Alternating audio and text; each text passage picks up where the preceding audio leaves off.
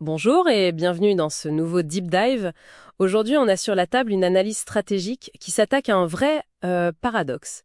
La place des jeunes professionnels dans l'économie de demain. Oui, bonjour. D'un côté, on a une génération Z qui est plus diplômée que jamais, avec des aspirations très fortes. On parle de 32% qui veulent plus de sens, 37% plus de flexibilité. Et de l'autre, les portes se ferment. Hmm. Notre mission aujourd'hui, décortiquer ce que le document nomme le blocus junior. Et le diagnostic, en effet, il est sans appel. Le rapport met vraiment le doigt sur deux causes profondes. D'accord. Premièrement, une érosion très très nette des postes d'entrée. Ceux qui sont en fait absorbés par l'intelligence artificielle générative. Ah oui. Et deuxièmement, un malheur un peu français qui persiste, l'inadéquation entre les formations académiques et les besoins réels du marché.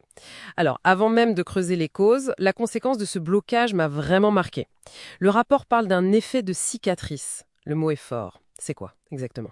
C'est un concept économique qui est clé. L'effet de cicatrice, ou scarring effect en anglais, ça décrit comment un début de carrière difficile, disons un chômage un peu long, ou pire encore. Pire, oui, pire, un poste sous-qualifié. Ça laisse des séquelles durables. Je veux dire, sur toute la carrière. En termes de salaire, d'opportunités, j'imagine? Exactement. Et le point fascinant, et même contre-intuitif, c'est que le sous-emploi peut être plus destructeur que le chômage. Pourquoi ça? Pour deux raisons. D'abord, la perte de ce qu'on appelle le capital humain spécifique à une entreprise. Ça représente presque 70% des pertes de revenus futurs. 70%? Oui. Et ensuite, il y a la stigmatisation sur le CV. L'analyse, elle va jusqu'à parler de dette de productivité nationale, carrément. Une dette de productivité, c'est vertigineux. Et cet effet de cicatrice, il doit être encore plus terrifiant quand on ajoute la variable IA. Ah bah, c'est le cœur du problème structurel. L'IA générative crée ce que le rapport nomme un piège de l'expérience algorithmique. Un piège? Oui. Concrètement, elle automatise les tâches simples, celles qui, avant, servaient de rampe d'apprentissage pour les juniors.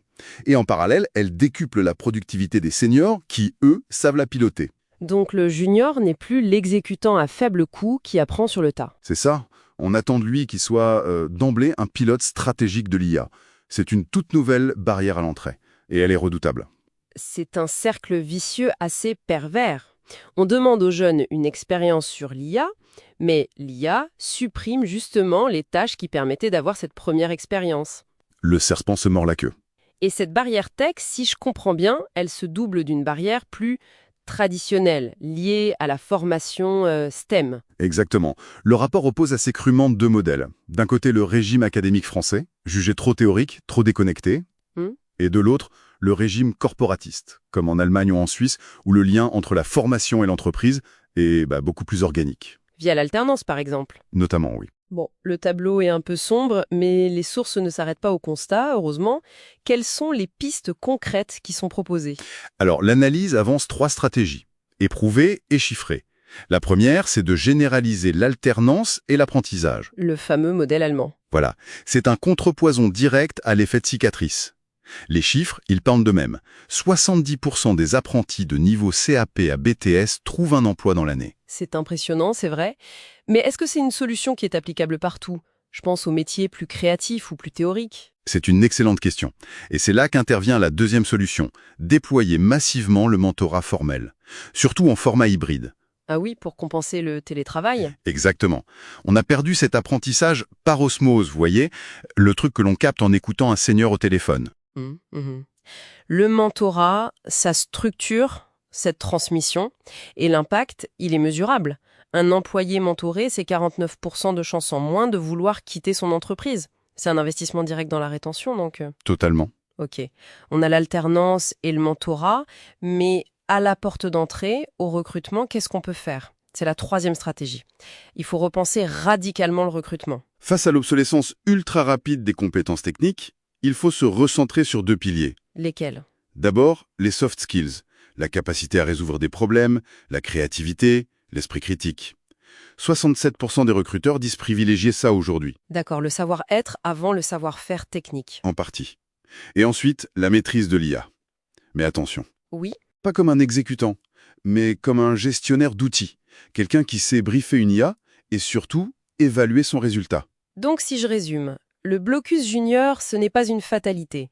C'est un problème structurel avec des causes claires. L'IA, la formation. Et des conséquences graves, comme cet effet de cicatrice. Mais les solutions, elles, existent. Et elles sont pragmatiques. Alternance, mentorat et un recrutement repensé. Axées sur l'humain et le pilotage de l'IA. Absolument.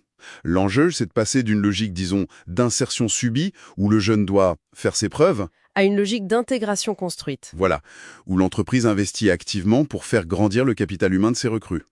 C'est un enjeu pour la jeunesse, mais aussi pour la compétitivité de toute notre économie. Tâche qui définissait un poste de débutant, est-ce que le concept même de poste junior n'est pas en train de devenir obsolète? Le professionnel de demain ne sera peut-être plus un apprenti exécutant, mais devra être, dès le premier jour, un pilote agile de systèmes complexes.